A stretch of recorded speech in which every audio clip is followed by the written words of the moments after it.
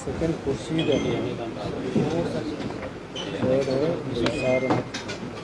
बदरवाल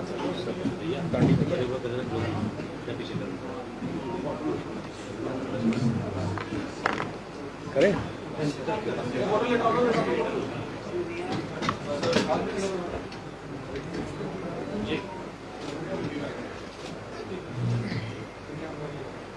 ये press conference Udhampur blast case के सिलसिले में है।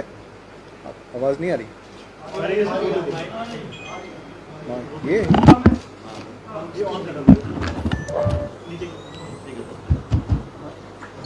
ये जो प्रेस कॉन्फ्रेंस है ये उधमपुर ब्लास्ट केस के सिलसिले में है, जो कि 9 मार्च को हुआ था।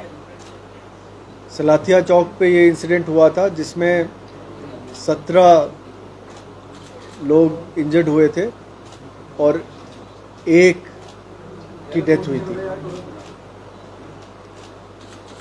इस केस के सिलसिले में पिछले 2.5 महीने से लगातार उधमपुर डिस्ट्रिक्ट पुलिस की टीम जो है काम कर रही थी, जिसमें SHO, SDPO, additional SP, SP और DIG साहब, ये पूरी टीम लगातार इस केस के पीछे लगी रही।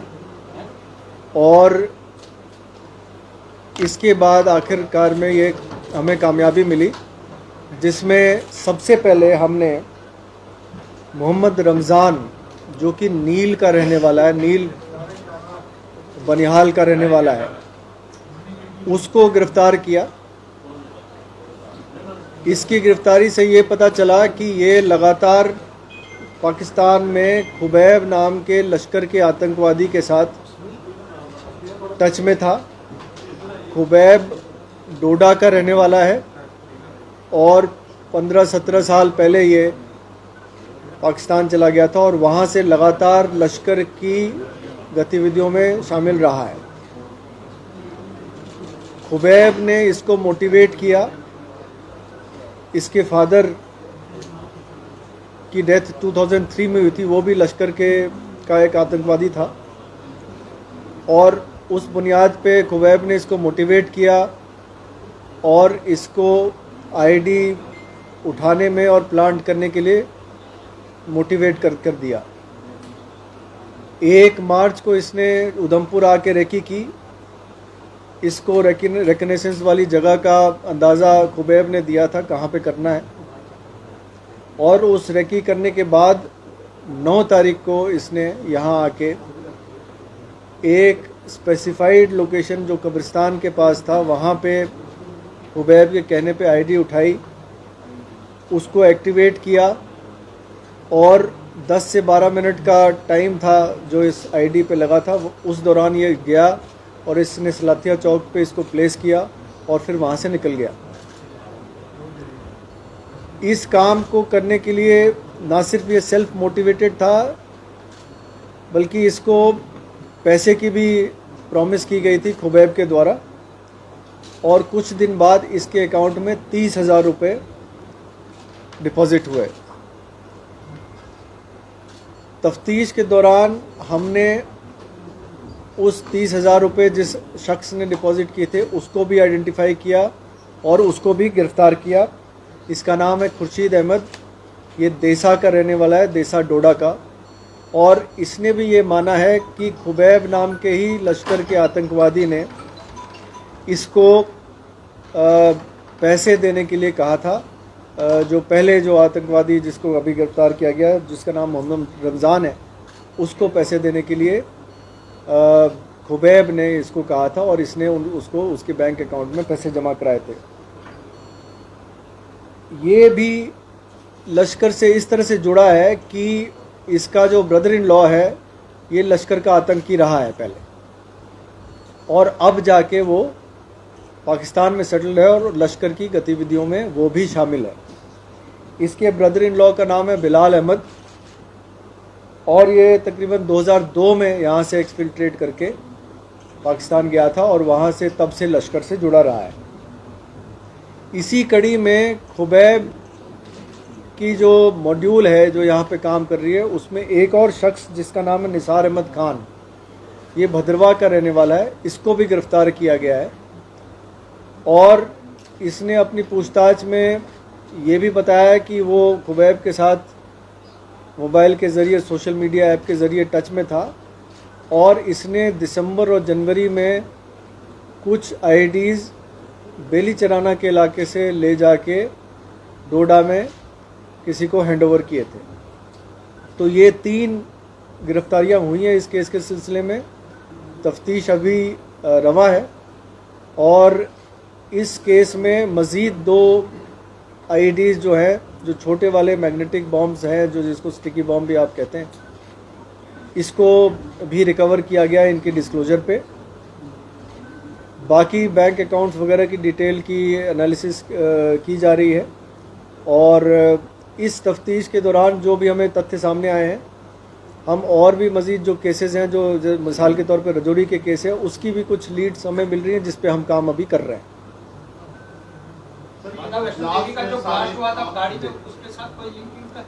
फिलहाल अभी तक उस केस से कोई लिंक नहीं मिला है, लेकिन तफ्तीश अभी शुरुआती स्टेज पे है।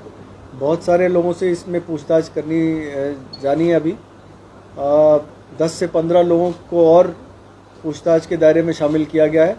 मज़ीद खुलासे जब होंगे तो आपको बताया जाएगा। सर, लेकिन ये जितने ब्लास्ट में चाहे रजौरी पुंछ का हुआ, क्या ये कनेक्टेड है? क्या कुछ लीड्स आपको मिली? मैंने जैसे कि आपको बताया है कि उधमपुर का केस तो इस मॉड्यूल ने किया ही है। कुछ लीड्स ऐसे मिल रहे हैं जिससे ऐसा लग रहा है कि रजौरी वाले केसेस में भी इनका इसी मॉड्यूल का हाथ होगा। तफ्तीश चल रही है। आईडी प्लांट करने में बहुत बड़ी ट्रेनिंग की ज़रूरत नहीं है। इसमें सिंपल 2 तार खुले होते हैं जिनको जॉइन करना होता है और वो एक्टिवेट हो जाता है। उसको प्लेस करने में और ब्लास्ट होने में तकरीबन 10 से 15 मिनट का टाइम होता है। सर, स्टिकी बॉम्ब का कितना खतरा आपको महसूस हो रहा है? अभी 7 स्टिकी बॉम्ब वहाँ पर भी मिले हैं कठुआ में और 2 इनसे मिले हैं। इसका मतलब स्टिकी बॉम्ब एक बड़ा खतरा आपको लग रहा है और अमरनाथ यात्रा के मद्देनजर आप मानते हैं इसको? ये थ्रेट रियल है और इसमें जैसे कि आपने देखा है कि कुछ दिन पहले रिकवर भी हुए थे 7 स्टिकी बॉम्ब जो ड्रोन के ज़रिए गिराए गए थे। तो ये थ्रेट रियल है। इस आपके माध्यम से मैं सभी लोगों को बताना चाहता हूँ कि इस थ्रेट के लिए आप सतर्क रहें। हमेशा जब भी आप कहीं जा रहे हैं, आ रहे हो, अपनी गाड़ी का भी ख्याल रखें। गाड़ी पे सवार होते समय, गाड़ी से उतरते समय चारों तरफ मुआयना कर लें, कोई ऐसी चीज़ ना हो जो अनजान चीज़ लगी हुई हो गाड़ी के साथ। तो इसके लिए पब्लिक कोऑपरेशन की बहुत ज़रूरत है, पब्लिक के सहयोग की बहुत ज़रूरत है।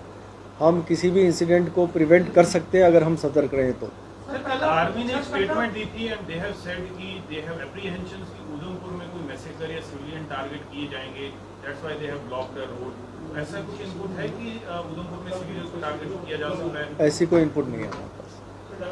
सर, कटरा बस फायर इंसिडेंट में जो कहा गया था कि इसमें कुछ केमिकल यूज हुआ, उसकी फोरेंसिक रिपोर्ट्स अभी तक नहीं आई हैं और इस मॉड्यूल से भी उसके बारे में हमें कोई स्पेसिफिक लिंक नहीं मिले। सर, क्या पुलिस डिपार्टमेंट को भी सेंसिटाइज, मतलब जवानों को सेंसिटाइज किया जा रहा है स्टिकी बॉम्ब्स को लेकर? बिल्कुल किया जा रहा है। सर, अमरनाथ यात्रा है और कितना चैलेंजिंग है आने वाले समय में। 3 जून से यात्रा शुरू हो रही है, आप किस तरह से देखते हैं? क्योंकि स्टिकी बम मिलना और इस तरह की गतिविधियां तेज होना, जो चैलेंजेस हैं उसको हम फेस कर रहे हैं और उसकी जो प्रोएक्टिव स्टेप्स ले रहे हैं उसी का नतीजा है कि उधमपुर पुलिस ने अभी तक ये केस को सॉल्व किया है। हमने कोई भी दिन रात ऐसा टाइम नहीं छोड़ा जिसमें कि हम मेहनत ना कर रहे हो किसी पर्टिकुलर केस को सॉल्व करने के लिए। चैलेंजेस हैं लेकिन हम पूरी तरह से सतर्क हैं। हम किसी भी अप्रिय घटना को रोकने में कामयाब रहेंगे, ये हम कह सकते हैं। आपको लगता है जम्मू में भी हाइब्रिड मिलिटेंट्स का कोई खतरा हो सकता है जम्मू डिवीजन में? ऐसा कुछ स्पेसिफिक इंसिडेंट सामने नहीं आया है, लेकिन आप ये जैसे इस बार मैंने बताया कि लश्कर, अगर आप देखेंगे कि ये तीनों लोग जो गिरफ्तार हुए हैं ये लश्कर से कहीं ना किसी तरीके से जुड़े रहे हैं और पार भी जो आतंकवादी है वो भी लश्कर से जुड़ा रहा है।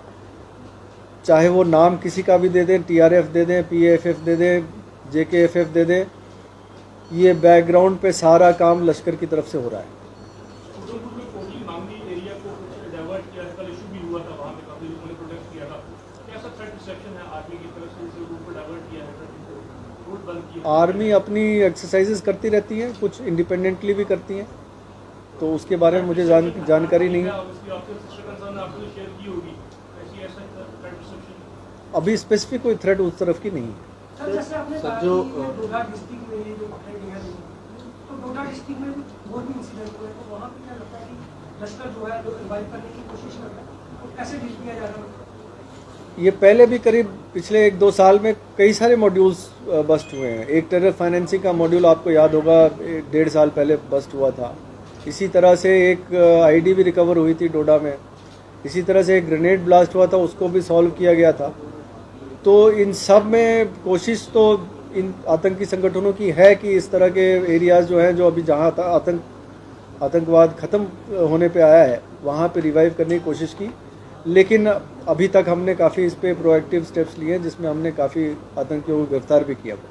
सर जो सुनवा अटैक में एक टेलीग्राम का सोशल मीडिया का लिंक आया था, क्या इन तीनों आतंकियों का भी कुछ लिंक तो नहीं था? सोशल मीडिया का यूज़ कर रहे थे सोशल Telegram? जी ज़रूर, ये सभी आतंकी सोशल मीडिया के ज़रिए ही खुबैब के साथ जुड़े हुए थे। तो सुंजवा के साथ इसकी लिंक कोई ऐसी इस्टेब्लिश नहीं हुई है, लेकिन अभी काउंट कर रहा हूँ, सुनवा में आपसे जो चीफ ऑपरेटर है काउंट कर रहा है, तो उसका भी अगर उसकी खोज चल रही है। कश्मीर पुलिस से भी हमने मदद मांगी है। अगर वो एक्टिव नहीं हुआ हो तो जल्दी पकड़ा जाएगा। सर कल एक इनपुट आया था कि कश्मीर में जो टारगेट और सेलेक्टिव किलिंग हो रही है उसकी प्लानिंग POK में की गई थी और उसी कोई 200 लोगों की लिस्ट जो है POK में तैयार की गई थी। क्या जम्मू प्रोविंस में भी इस तरह की कोई खबर है कि POK में बैठकर कुछ इस तरह की प्लानिंग की गई है? पाकिस्तान POK में ज़रूर आतंकी संगठनों के ट्रेनिंग हेडक्वार्टर्स है, तो ऐसा हो सकता है कि वहाँ भी प्लानिंग हो रही कोई स्पेसिफिक है। ऐसी कोई स्पेसिफिक इंस्टेंस नहीं आई। इससे रमज़ान जो है वो मनाली में था काफ़ी लंबे समय तक, तो वहाँ पर कुछ उसके बैकवर्ड लिंकेजेस जो है उस पर भी काम कर रहे हैं। हम कोई भी लिंकेजेस नहीं छोड़ेंगे, चाहे बैकवर्ड फॉरवर्ड किसी भी तरह की लिंकेजेस हो। हम हर छोटी चीज़ पे काम करेंगे ताकि आतंकवाद से जुड़े किसी भी लिंक को अनटच न रखा जाए। सर हम सुन रहे हैं कि इस बार अमरनाथ यात्रा में RFIDs आप यूज करने वाले, क्या इस तरह का प्लान आप लोगों का है और कैसे? ये अमरनाथ श्राइन बोर्ड की डिसीजन है, ये वाकई ये स्टेप लिया जा रहा है और इसकी जानकारी बहुत ज़्यादा वो अमरनाथ श्राइन बोर्ड ही दे सकती है।